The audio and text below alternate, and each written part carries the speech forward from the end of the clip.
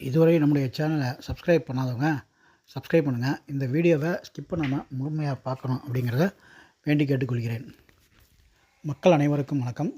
மிக நீண்ட இடைவெளிக்கு பிற்பாடு இந்த வீடியோவில் உங்களை சந்திப்பதில் மகிழ்ச்சி அடைகிறேன். எனது சொந்த வேலையின் காரணமாகவும் உடல்நிலை காரணமாகவும் இடையில் வீடியோ போஸ்ட் போட முடியல. இன்றைக்கி நாம் பார்க்க போகிற விஷயம் என்னென்னா, அண்ணன் திருமாவளவன் அறிவிச்சிருக்கிற மது ஒழிப்பு மாநாடு, அது சம்மந்தமாக தான் இப்போ பார்க்க போகிறோம். இது எல்லாருமே பேசிகிட்ருக்காங்க. இதில் நாம் குறிப்பாக என்ன சொல்ல போகிறோம்னா, மக்களை ஏமாற்றும் திருமாவளவன் அப்படிங்கிற ஒரு விஷயத்துலையும்,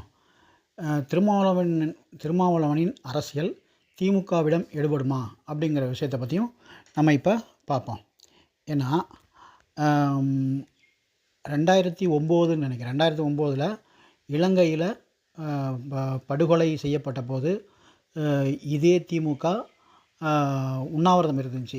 இப்போ இலங்கையில் மக்களை படுகொலை செய்யக்கூடாது அப்படிங்கிற விஷயத்தை பொறுத்து ஒரு நாள் உண்ணாவிரதம் இருந்தாங்க.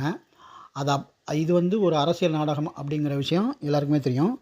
அதற்கப்புறம் அந்த எலெக்ஷனில் திமுக காங்கிரஸ் கூட்டணி ஜெயித்த உடனே ஆட்சி அமைக்கிறதுக்கு முன்னாடிக்கே இலங்கையில் இறங்கி எல்லா மக்களையும் கொன்றாங்க. இது அரசியல் ட்ரெண்டு, அரசியல் நாடகம். இந்த அரசியல் நாடகத்தை இப்போ கூட்டணி கட்சிக்குள்ளே இருந்துக்கிட்டு திருமாவளவன் மது ஒழிப்பு மாநாடு அப்படிங்கிற ஒரு விஷயத்தை எடுக்கிறாரு.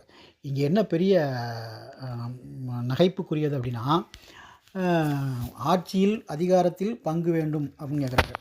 அது எதுக்காக இப்போ திடீர்னு முளைச்சிருக்காரு அந்த மாதிரி ஒரு விஷயங்கள் அப்படின்னா, அதுவும் அரசியல் அப்படின்னா என்ன அப்படின்னா, இப்போ திமுகவில் சமீபத்தில் இணைந்த ஒரு மிகப்பெரிய பணக்காரர் ஒருவருடைய மருமகனுக்காக இதே திமுகவிடம் நாடாளுமன்ற தேர்தலின் போது மிக கடுமையாக போராடினார் சீட்டு கேட்கறதுக்காக பொது தொகுதியில். ஆனால் திமுக கொடுக்கல. அதே இது இப்போ நாடாளுமன்றத்துக்கு மிக அதிகப்படியான பொது தொகுதிகளையும் வாங்கினால்தான் நம்ம ஒரு ஒரு கட்சியாக இப்போ அங்கீகரிக்கப்பட்ட கட்சியாக வந்தாச்சு. அதையும் மீறி அதையும் தாண்டி அது அடுத்த நகர்வாக இதை நடத்தணும் அப்படிங்கிற ஒரு அரசியல் நகர்வாக இந்த திருமாவளவன் இது எதுவுமே நடக்காது அப்படின்னு தெரிஞ்சிருந்தும் ஒரு அரசியல் எடுக்கிறாரு. இதை மக்களை ஏமாற்றுவதற்கான ஒரு அரசியல், ஒரு அடுத்த நடவடிக்கை. இப்போது இன்றைக்கி பார்த்திங்கன்னா, இன்றைக்கி தேதியில் திமுக தலைவர் ஸ்டாலினை போய் பார்த்துருக்காரு. மது ஒழிப்பு மாநாட்டில் கலந்துக்கணும்னு சொல்லி வரவேற்கிறாராம்.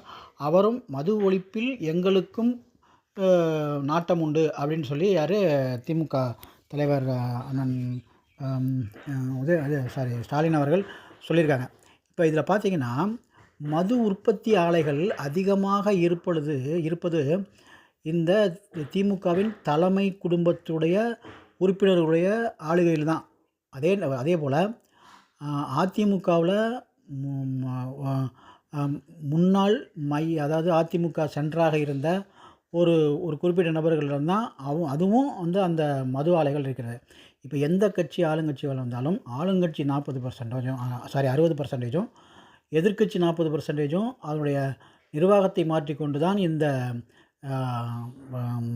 மதுவை உற்பத்தி செய்கிறார்கள். அதே போல் அந்த மிடாஸ் இந்த 2 கட்சிகளுக்கும் இடையே மிகப்பெரிய தலைகளில் ஆட்சி நிர்வாக குழுவிடம் இருக்கக்கூடிய முக்கியமான 2 குடும்பத்தை, அந்த கட்சியில் ஒரு குடும்பம், இந்த கட்சியில் ஒரு குடும்பம் தான் இருக்குது. அது அப்படிங்கிறது பொதுவாக எல்லாருக்கும் தெரியும், எல்லா அரசியல்வாதிக்கும் தெரியும். ஆனால் மக்களுக்கு இது தெரியுமான்னா தெரியறதுக்கு அதிகமாக வாய்ப்பு இல்லை. ஏன்னா மக்களுக்கு பொதுவாக என்னென்னா, ஆளுங்கட்சியாக இருக்கும்போது ஆளுங்கட்சியாக இருக்கும்போது எதிர்க்கட்சி ஆளுங்கட்சியை விமர்சிப்பதற்கும், அதே கட்சி எதிர்க்கட்சியாக போகும்பொழுது அவங்களை விமர்சிப்பதும் இப்படி தான் போய்கிட்டு இருக்குது. ஆனால் மக்களுக்கு இதனால் எந்த விதமான ஒரு பலனும் இல்லை என்பது தான் இன்றைக்கி நிதர்சனமான உண்மை. இந்த மது ஒழிப்பு மாநாடு வெற்றிகரமாக நடந்துருமா? நிச்சயமாக நடக்கிறதுக்கு வாய்ப்பே இல்லை. இதை விட அதிகமாக மது ஒழிப்பில் பாட்டாளி மக்கள் கட்சி தீவிரம் காட்டியது. ஆனால் அதையுமே ஒரு ஜாதி கட்சியாக ஒதுக்கிட்டாங்க. அவங்களுடைய கட்சியுடைய கொள்கையிலேயே மது ஒழிப்பு வந்தது.